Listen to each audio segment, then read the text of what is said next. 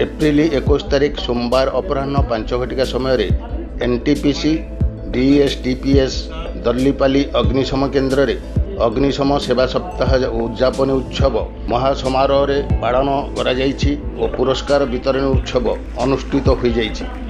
मुख्य अतिथि भावे रामभजन मल्लिक, एनटीपीसी दल्लीपाली प्रबंध मुख्य Shri L Mohanty, deputy commandant CISF Shrimati Pratibha Singh, AGM मानव संबल निरामय हॉस्पिटल मुख्य अपराजिता मिश्र एवं समस्त एनटीपीसी अधिकारी कार्यक्रम रे उपस्थित थिले।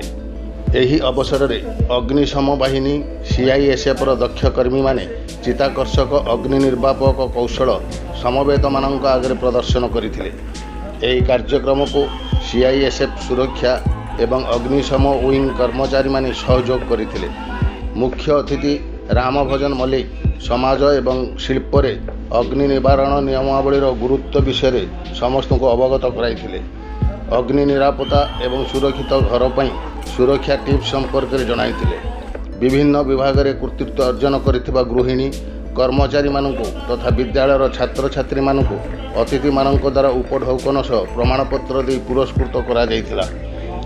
अग्निशम सेवा सप्ताह 2025 उद्यापन उत्सव रे अग्निशम सहायक कमांडेंट धर्मेंद्र सिंह द्वारा परिचालित होइतला।